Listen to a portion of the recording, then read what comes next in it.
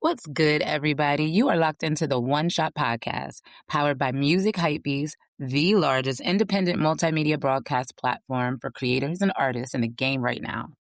Tonight, we are sitting down with CaliPapi, an independent force coming out of the hip hop universe.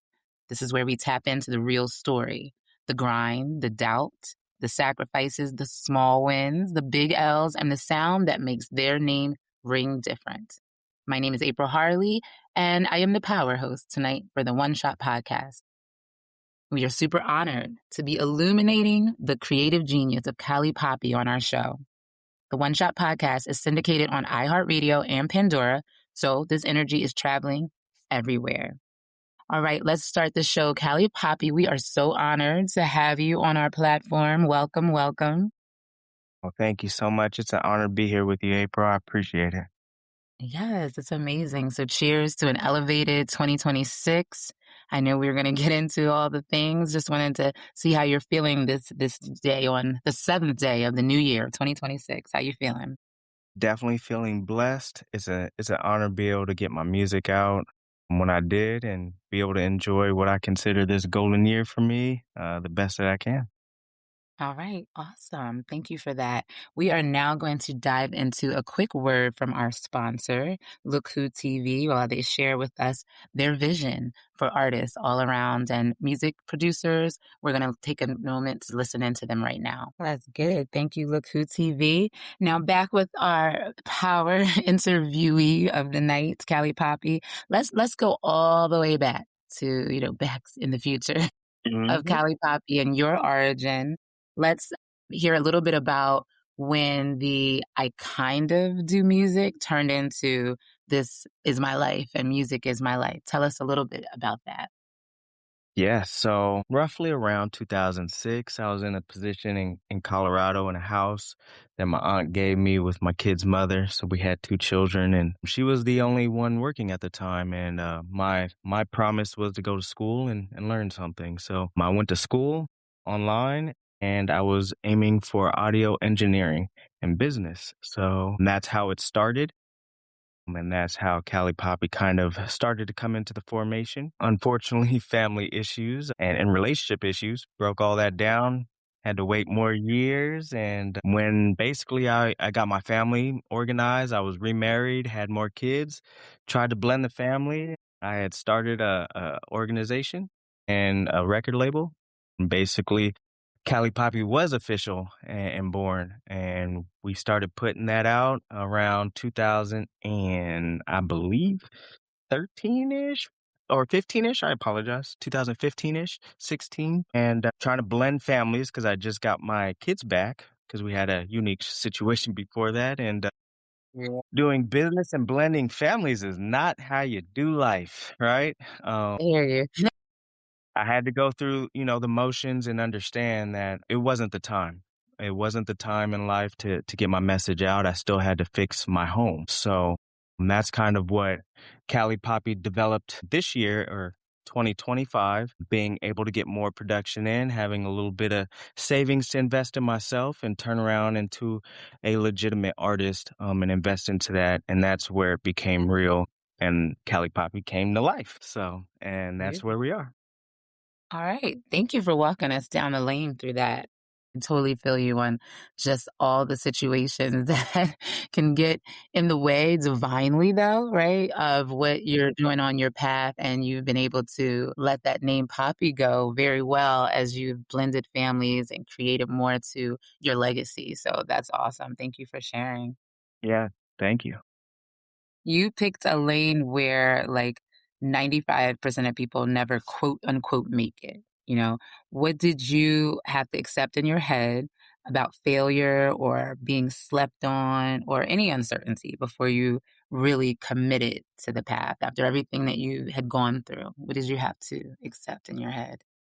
So it was really interesting. So the original idea came from wanting to do music and business together. Well, CaliPapi finally came to fruition last year officially because as a businessman, I'm working my job and I have friends that are telling me, "Hey, we need to do something more, get a business started." And I'm like, "Okay, let's do this." And unfortunately, Mhm. that business direction was a completely different industry, and I did everything I was supposed to do, got everything formed as a company, and I went to Uh-huh. my business partners, said, "Hey, let's do this," and they all got scared and fell apart.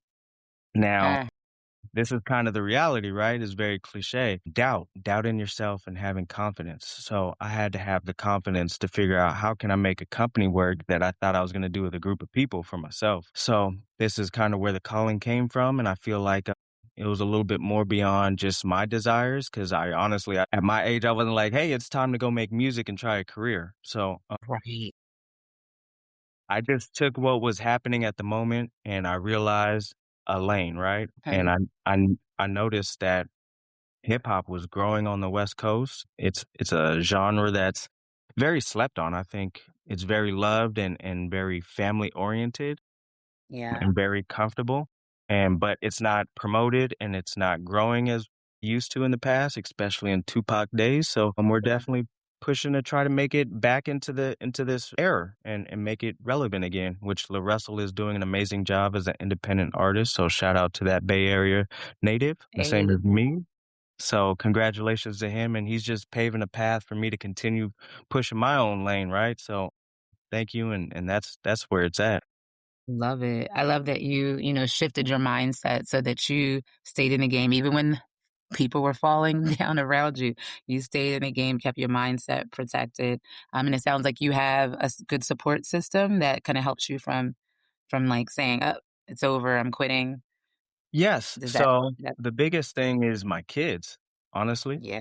Right? So I have family and friends, and the adults, unfortunately, they get a little weary about supporting it, right? Because they're not used to. How did he go from this regular guy to now he's making music and performing? That doesn't make sense, right? So they're confused. But my children, right? They're innocent. They don't have any judgments or discernment. So they're just looking at dad did make this music.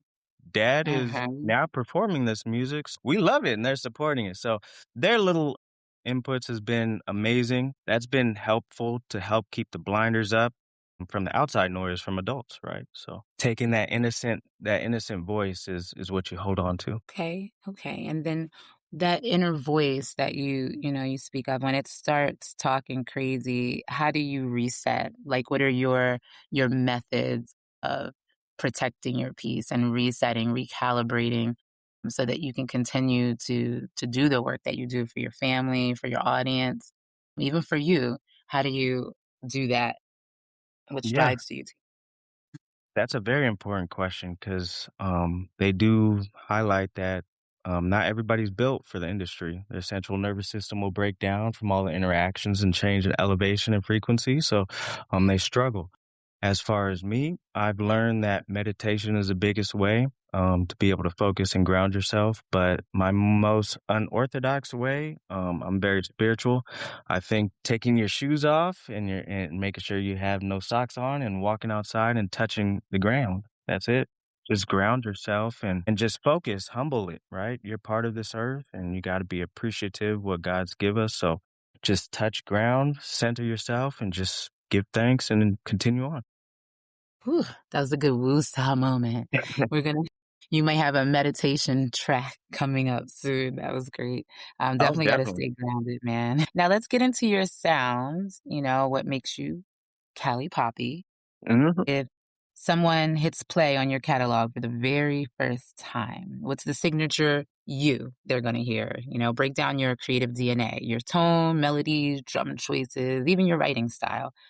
And down to the ad libs, break it down for us. Who is Callie Poppy, your sound?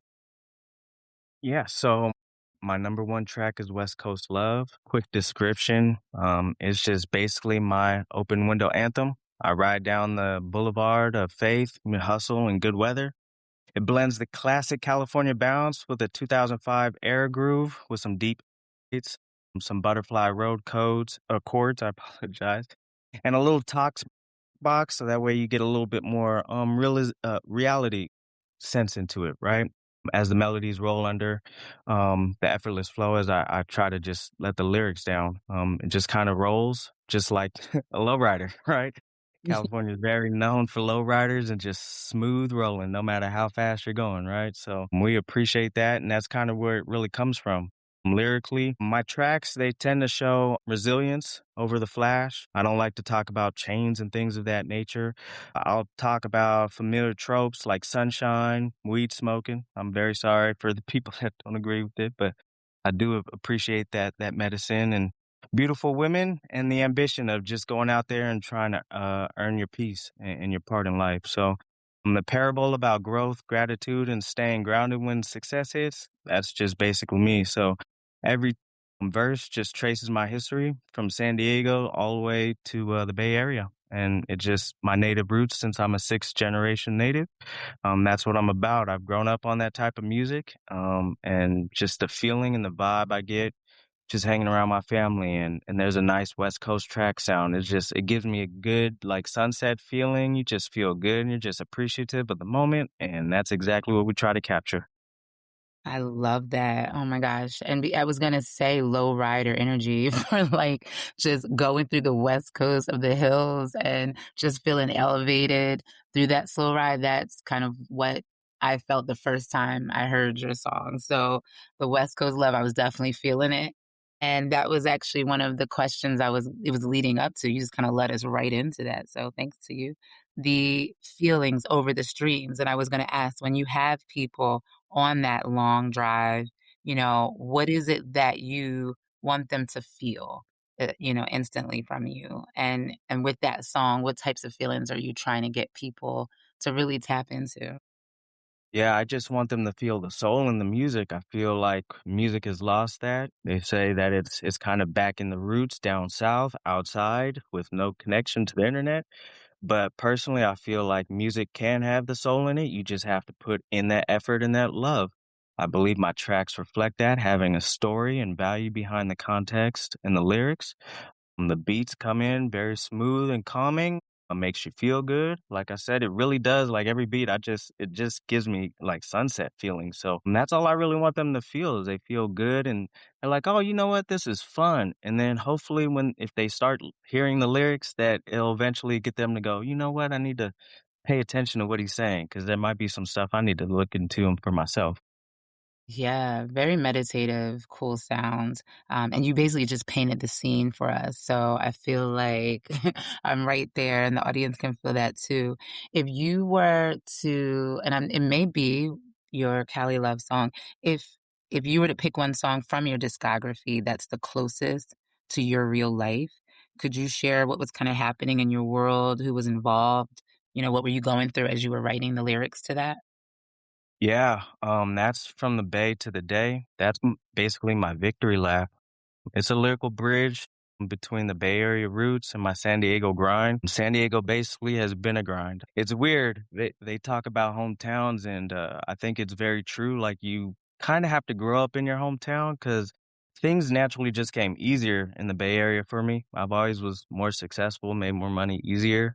I come to San Diego and I'm constantly struggling and trying to live the best of life. So I'm trying to understand that, but having to do that at a young age made me realize that it's about your confidence and the faith in yourself and God and what your purpose is.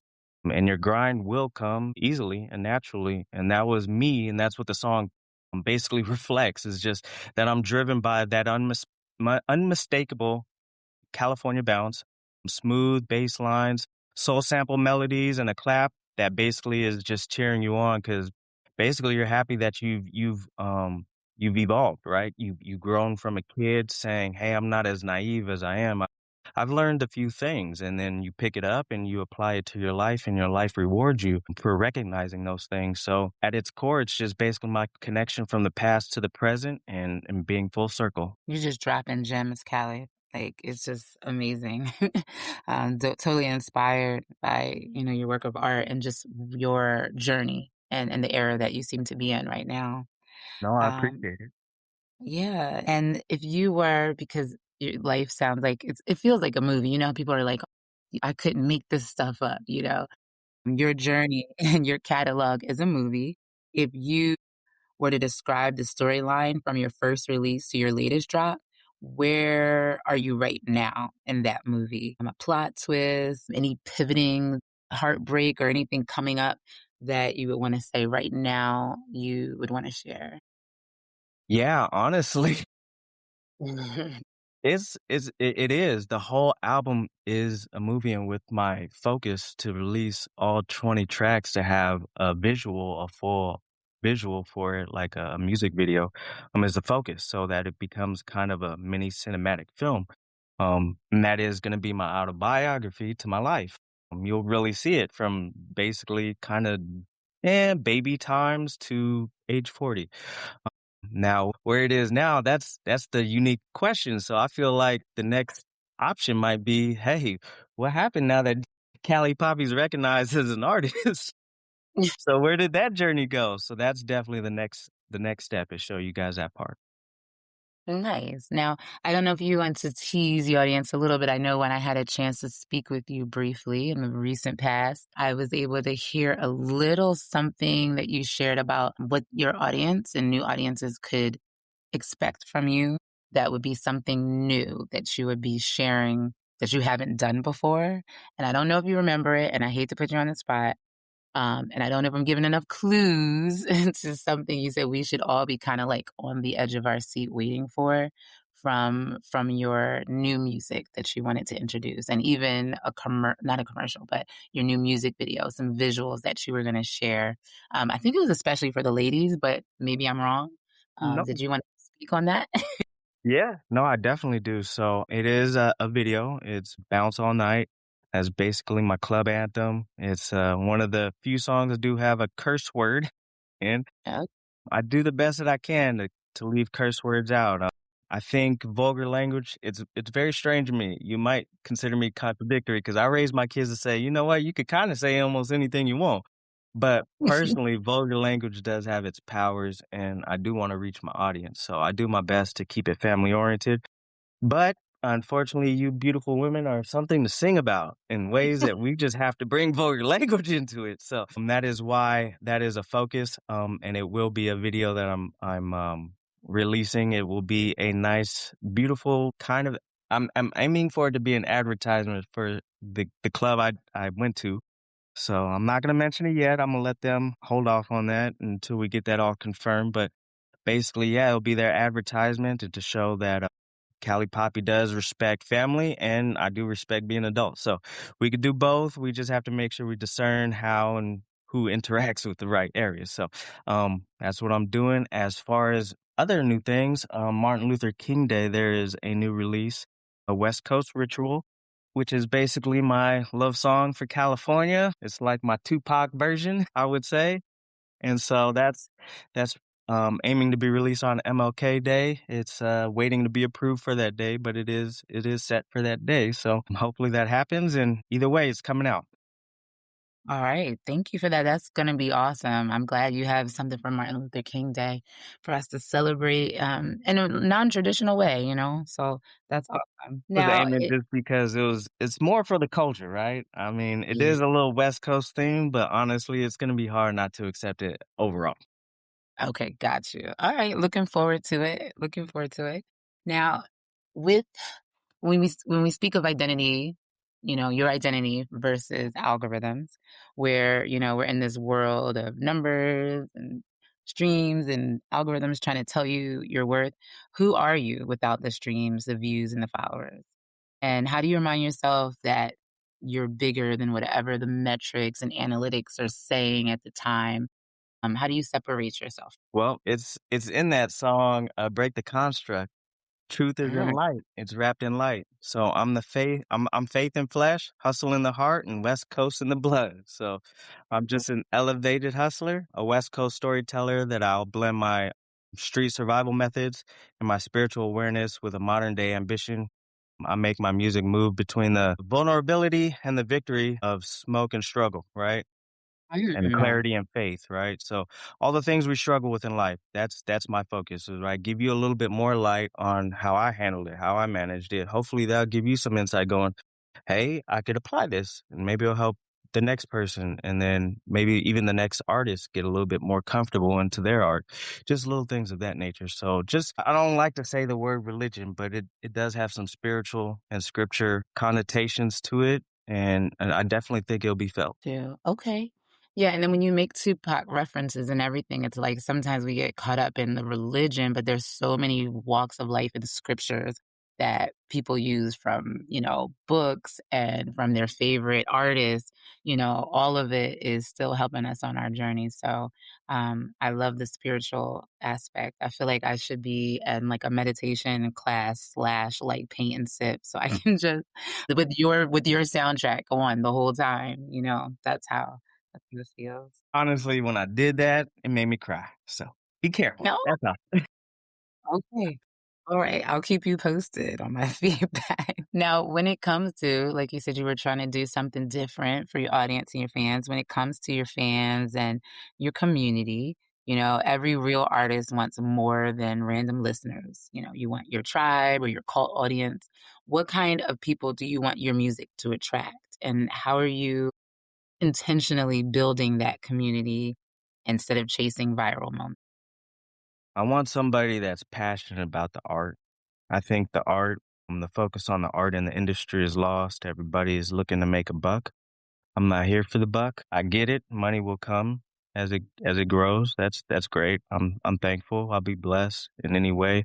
But if I could connect with people that are passionate about art, getting a meaningful context out to people, not just letting lyrics out just to degrade our culture, our people, Mhm. it would be so much of a blessing. That's the focus. I just want to be able to build so that way we get away from damaging us from the long term. Historically, I think music has hurt our community, and I'm a mixed race, so I am speaking directly to the Black community. I'm sorry for the other community, but I'm be honest, we've been oppressed for a long time, so I feel like we need to have some things unchained, and unfortunately politics isn't really getting there. Music has definitely amplified it throughout history, so that's why I had to pick that lane. Wow. Wow. Okay. That makes sense too. I know that, speaking of oppression and those types of things, and you may have hit on it a little bit with some of your past experiences, but if you had to focus on like an oppressed time or pain and where you turn that pain into a playbook, could you share that experience, what was going on deeply in your life where you had to like really flip it and turn it around into your playbook? And how did it change how you move now as an artist and as a person? Yeah, no, that's a very important question because I didn't know who my father was, Mm, growing up. mm, My mom said that this was an individual that was raising me, and when I mm. turned 18, she became honest and told me the truth. So that was something I had to learn, as a grown man, right? How do I identify myself now? And that's very difficult when you're raised by somebody from 2 to 10 years old. My only father figure was that gentleman in a way. After 11, I had to basically learn to form my own manhood and who I was. So that's why it's very personal to me for a lot of people to look within themselves to make sure that they're doing what they can to be the best person that they are. Because I get it, we all go through levels and growth periods. So anybody that's just full of themselves at any moment of time, I believe is just outgrown that level and they're now just letting things out that don't need to be told, and hurting people. So, it's just a level of plateau. Everybody builds muscle going to the gym. You reach a certain level, you can't build no more, and then you gotta reset and restructure your strategy. So that's exactly what I did for myself. And when I turned 18, I had to figure out who I was because I didn't have that identity. So I looked within, and God helped me embrace who I was, and that's just me. I ended up learning the name of the person, so the name is cool, but that's not who represented me growing up, and unfortunately, I've carried a name of another man, but I don't have any blood relations, so I basically got to form a whole new last name with my family out of this unique situation. So I get to be kind of like this first generation for this, and that's kind of what really became the foundation of making sure I created a legacy so that way when I do pass that yeah, I didn't make this one unique moment and this name go to waste. Wow. Wow. Okay. I need to see this playbook. I know a lot of people can identify with similar stories. And so the resiliency is real, man. And that you are now, just kind of taking the torch and doing something huge for your children. Love it. Love it. Amen. Absolutely. Thank you, April. Yeah, man. So we got to get into this is our final question. We got to get into the one shot moment. Okay.